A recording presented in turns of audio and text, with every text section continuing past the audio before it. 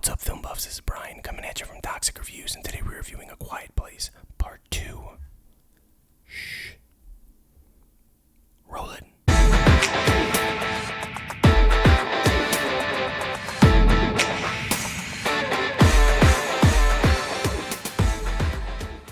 Following the events at home, the Abbott family now face the terrors of the outside world. Forced to venture into the unknown, they realize the creatures that hunt by sound are not the only threats lurking beyond the sand path. I actually just recently saw the first Quiet Place. I know. Please don't burn down my house. I could hear you outside. The horror mobs are going to burn down my house. Please wait till I'm done with the review. Thanks. Thank you. I was pretty blown away by the first Quiet Place.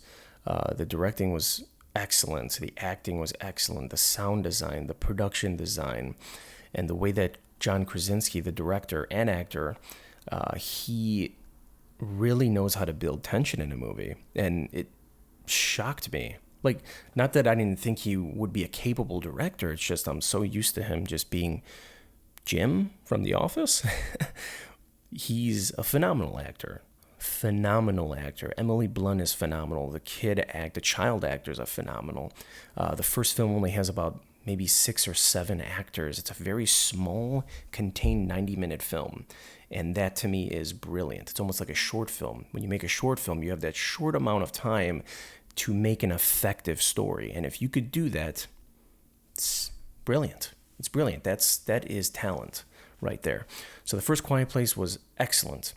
And it's actually interesting because John Krasinski did not want to even be in the first Quiet Place. He didn't want anything to do with it. He's not into, he didn't see himself as a horror director or actor. But once he read the script, he was interested. So he directed it, acted it, and got his real-life wife, Emily Blunt, to play his wife in the film. The first film only had about 25 lines of spoken dialogue. So it's almost like a silent film most of the time, which was insanely intriguing. So I was actually pretty excited when I found out that they were going to have a part 2 with John Krasinski directing once again.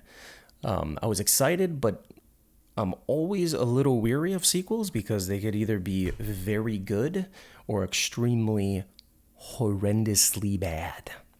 And I'm here to tell you today that A Quiet Place Part 2 is as close to perfect for a sequel as they get.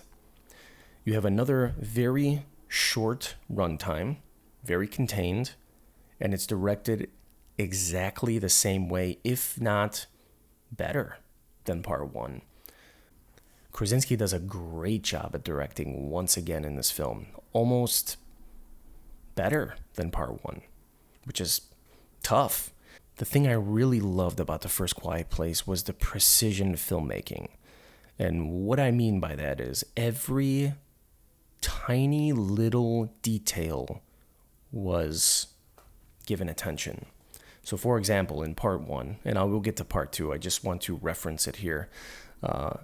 Part 1, very small details, so they can't make sounds. Okay, they have to use sign language. They have to whisper.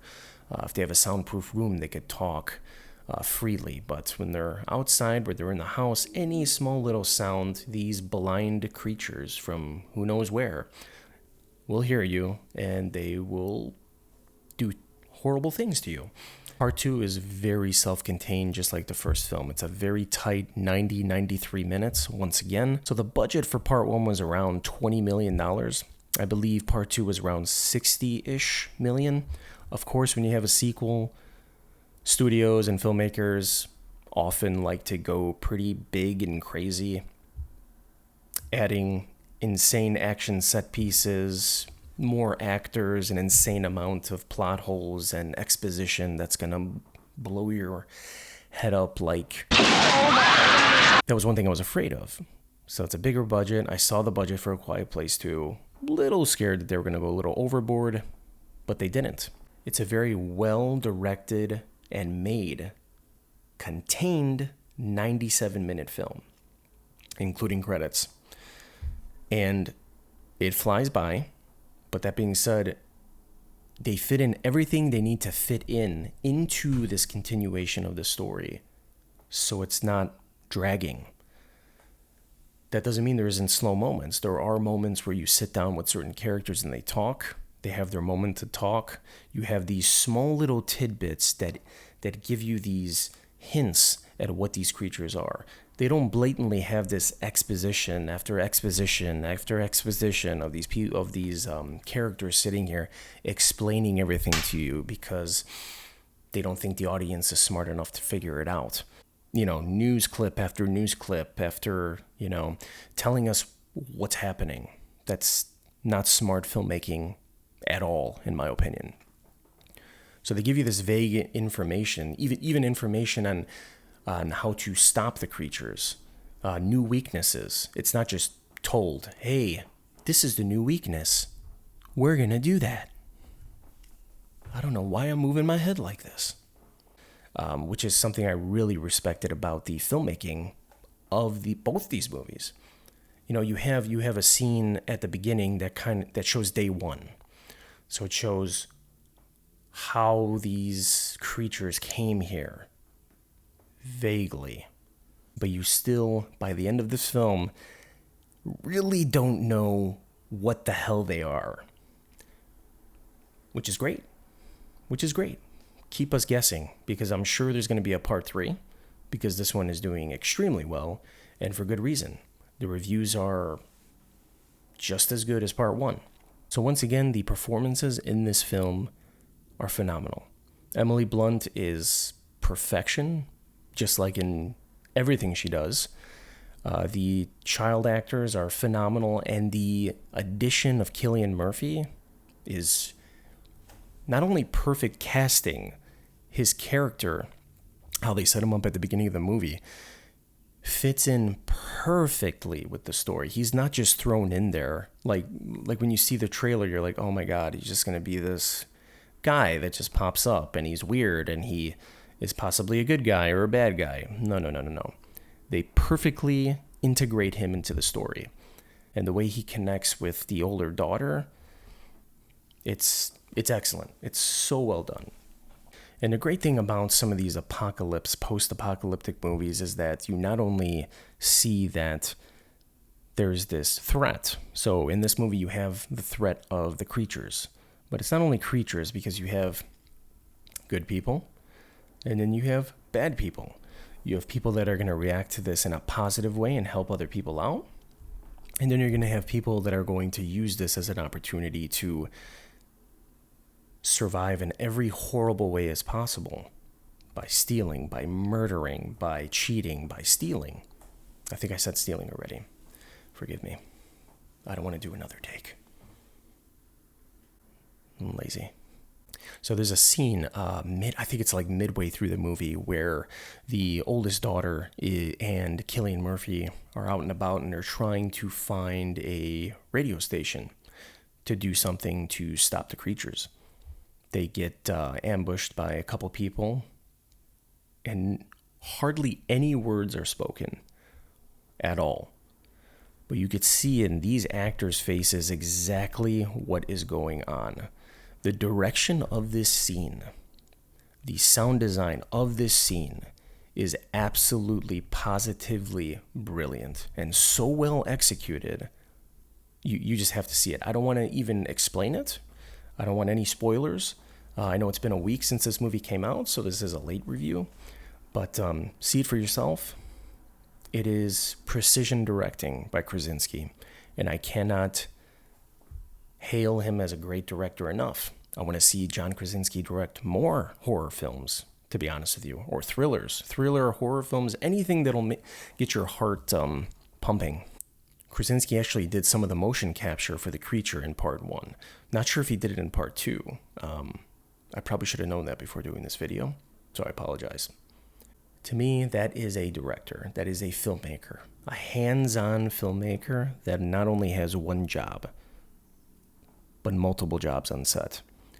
That is a person that takes this story and the movie that they are working on completely serious. And I applaud him for that. So it's these small, tiny things that are thrown into this movie that fill it in. So it's almost like you have these big sections. It's like a puzzle. So you have these big sections of a puzzle, and then there's these little pieces that you have to put into to make the entire puzzle whole and perfect. And that's exactly what he does. You have these big sections that are great, very well executed. Then you have these little moments and these little details that he puts in between to fill in everything. And it's close to a perfect sequel. The only negative thing that I would say about the film is, and this is not a lot at all, is that you could visibly tell that the kids, the children, are grown up. I mean, it's been 2 years, 2 years, because part 1 came out in 2018. So this one came out in 2020. So it was almost about a full 2 years before they started filming this. To the very last scene, you will be grabbing on to the sides of your chair or to the person that is sitting next to you, laying next to you, Netflix and chill. You will get a borderline panic attack watching this film. Like me. I get scared easily. What can I say? I'm a masochist. Another interesting detail from part 1 and part 2 is that the oldest daughter could have done a very cliche thing that happens in a lot of films. Army of the Dead. Where the character goes off on her own against the wishes of the people in the movie. Usually in a film, that character will go away, do something she's not supposed to be doing, or he, and then because they went off and are doing that, it directly affects the film negatively, and they got to go after that person, and then the entire last act is them trying to save this person. That is not done in either one of these films. That is one thing. So in part 1, the main daughter, they tell her not to leave. She leaves. And I'm like, great. This cliche moment where she's going to be leaving the house and then you're going to have to save her. Nope. Nope. Nope. Nope. Nope. Nope. Nope. Nope. Nope. Nope. Big nope. She actually leaves the house for a reason. And it doesn't directly affect the film negatively at all. And this happens in this film as well. So she wants to go off on her own to do something. And once again, it's not a cliche moment. She leaves for a particular goal. So this character has a goal with Cillian Murphy. And there's a reason why she went off. And she convinces Cillian Murphy that what she is doing is useful. It's not that hard. Don't make films so cliche, people. There are tiny little details that could make a film different. Different isn't automatically good. But by different, I mean change things up. You know, instead of having the main character living, have the main character die. Instead of having this character go off and they gotta save her, give her a purpose. Purpose. It's not that hard of a concept. And that's exactly what they did here. And it's brilliantly done in both films. I'm going to give A Quiet Place Part 2 a 9.5 out of 10. Well, that's it, film buffs. That was my review of A Quiet Place Part 2. I hope you enjoyed this video. If you did, please like, subscribe, and share. And hit that notification button every time I'm on air. Sorry that some of these videos are spaced out. Life happens. Life has been nuts lately. No excuse, I know. I'm going to get back on it. I have a lot more reviews coming out. I hope you enjoy those videos as well. Inhale some Smilax and hit that subscribe button. Take care, film buffs.